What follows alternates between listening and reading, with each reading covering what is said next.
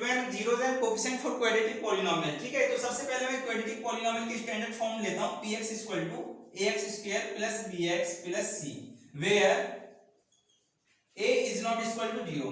a की value 0 के बराबर नहीं होनी चाहिए। इसका मतलब क्या है कि अगर इस पॉलिनोमियल में इस पॉलिनोमियल में a की वैल्यू 0 हो गई तो ये वाली टर्म 0 हो जाएगी, ये वाली टर्म 0 हो जाएगी। अगर ये वाली टर्म 0 हो गई तो मेरे पास क्या बचेगा, bx + c। bx + c किसकी स्टैंडर्ड फॉर्म होती है, लीनियर पॉलिनोमियल की। जबकि मुझे जो रिलेशन फाइंड आउट करना है वो क्वाड्रेटिक पॉलिनोमियल के लिए करना है 0 और कोएफिशिएंट के बीच में। ठीक है, इसलिए a 0 के इक्वल नहीं होना चाहिए। ठीक है, अगर मान के चलो मैं इस क्वाड्रेटिक इक्वेशन के लिए जीरोस अल्फा और बीटा मान लूं कि इसकी जो क्वाड्रेटिक इक्वेशन है ये इसकी जीरोस अल्फा और बीटा है, तो x - अल्फा और x - बीटा इस इक्वेशन के फैक्टर होंगे। अगर x - अल्फा x - बीटा इस इक्वेशन के फैक्टर होंगे तो दोनों की जो मल्टीप्लाई करने से मुझे क्या मिलेगी, वो इक्वेशन मिलेगी ax² + bx + c। इसलिए मैंने दोनों को इक्वल रख दिया। ठीक है, अब यहाँ पे मैं कांस्टेंट k लिखने वाला हूँ, यहाँ पे कांस्टेंट k लिखने वाला हूँ। इसका मतलब समझना है कांस्टेंट k है क्या। ठीक है, इसे एक एग्जांपल के थ्रू मैं समझाता हूँ आपको। मान के चलो कोई क्वाड्रेटिक पॉलिनोमियल लिखता हूँ मैं, 2x² + 14x + 20। ठीक है, इक्वल टू 0। अगर मैं इस क्वाड्रेटिक इक्वेशन के फैक्टर करूं तो इसके फैक्टर क्या आने वाले हैं, x + 5 और 2x + 4। ये इसके फैक्टर हैं। अगर फैक्टर से मैं 0 फाइंड आउट करूं तो मुझे क्या मिलेंगी, -5 और -2 0 मिलेगी। ठीक है, -5 और -2 is the zeros of this quadratic equation, quadratic polynomial. ठीक है, अब ये -5 और -2 जीरोस हैं। अगर मैं देखूं इस वाले फैक्टर में x + 5 में कुछ कॉमन नहीं है, इसे ऐसे लिख देता हूं। ठीक है, ऐसे ही। अब यहाँ पे देखूं 2x + 4 में से मैं क्या कॉमन ले सकता हूं, 2, तो x + 2। ठीक है, x + 2। अगर मैं अब इसकी जीरोस फाइंड आउट करूं, x + 5 और 2x + 2 की जीरोस फाइंड आउट करूं तो मुझे क्या मिलेगा, x = -5 और x = -2।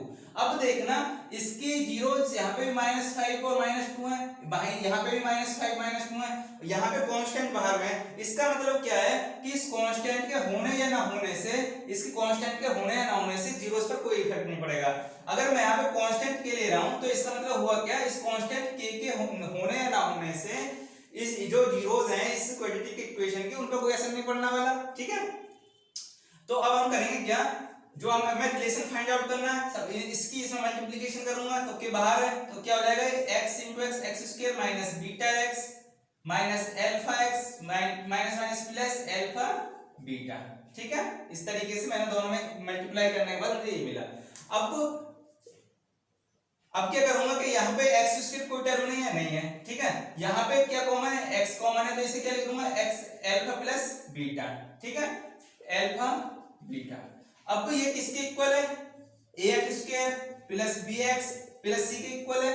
ठीक है, अब यहाँ पे ये k जो है, जो मैंने यहाँ पे k लिखा है, इसकी मल्टीप्लिकेशन इसकी टोटल टर्म में, इसकी जो मल्टीप्लिकेशन है इसकी इस टर्म में भी, इस टर्म में भी, इस टर्म में भी। इसका मतलब क्या हुआ कि k को मैं इस टर्म के साथ भी लिख सकता हूँ, kx², इसके साथ भी इंटू k कर सकता हूँ, इसके साथ भी इंटू k कर सकता हूँ, वो मैंने कर दिया। ठीक है, अब मुझे करना क्या है, मुझे जो इधर जो x² का कोएफिशिएंट है और इधर x² का कोएफिशिएंट है उनको इक्वल रख सकता हूँ। ठीक है, तो मुझे कंपैरिजन करना है जो वेरिएबल है उनके कोएफिशिएंट का। ठीक है, तो यहाँ पे x² का कोएफिशिएंट क्या है, k, और यहाँ पे x² का कोएफिशिएंट क्या है, a। ठीक है, तो k = a। यहाँ पे x का कोएफिशिएंट क्या है, अल्फा + बीटा इंटू k = यहाँ पे x का कोएफिशिएंट क्या है, b। यहाँ पे कांस्टेंट टर्म क्या है, c। अगर मैं कांस्टेंट टर्म देखूं तो मुझे क्या मिलेगी, अल्फा बीटा k। ठीक है, अब यहाँ पे ये अल्फा + बीटा ये क्या है, सम ऑफ जीरोस है, ये alpha + beta some of zeros है, तो अल्फा + बीटा = क्या हो जाएगा, -b/k। ठीक है, हो जाएगा -b/k किसके इक्वल है, a के इक्वल है, तो k = मैं क्या रख सकता हूं, a रख दूंगा। ठीक है, k = a।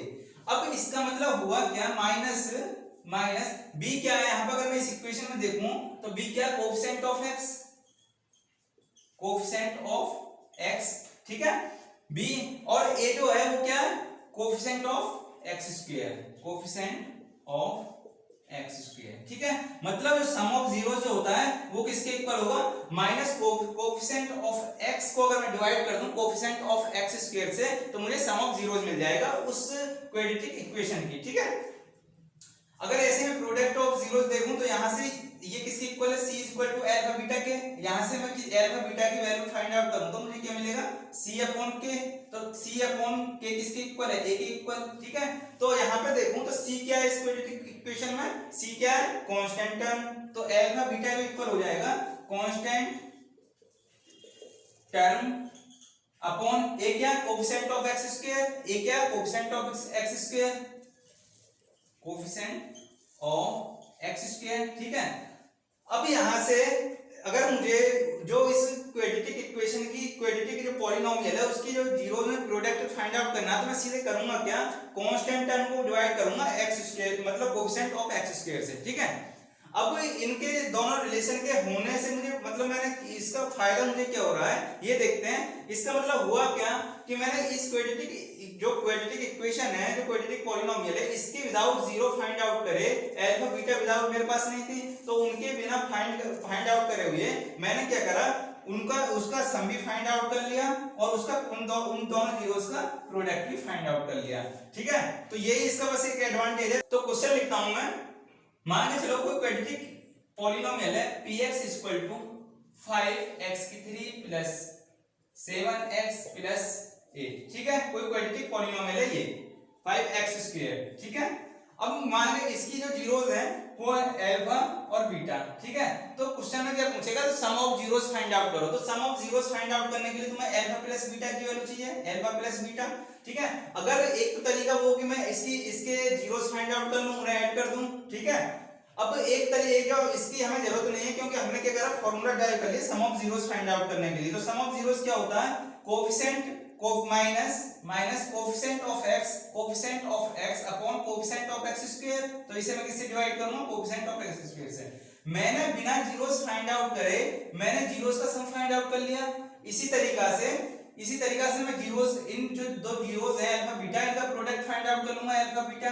ये अल्फा बीटा किसके इक्वल होता है, constant term upon coefficient of x square. तो इसकी कांस्टेंट टर्म क्या है, 8 कांस्टेंट टर्म है और इसका जो कोफिशिएंट ऑफ x स्क्वायर क्या है 5। इसको 5 से डिवाइड कर दूंगा तो मुझे जो मिलने वाला है प्रोडक्ट वो मिलने वाला है, दोनों जीरोस का जो मुझे प्रोडक्ट मिलने वाला है वो क्या मिलेगा 8/5 और सम जो क्या अल्फा प्लस बीटा इक्वल -7/5।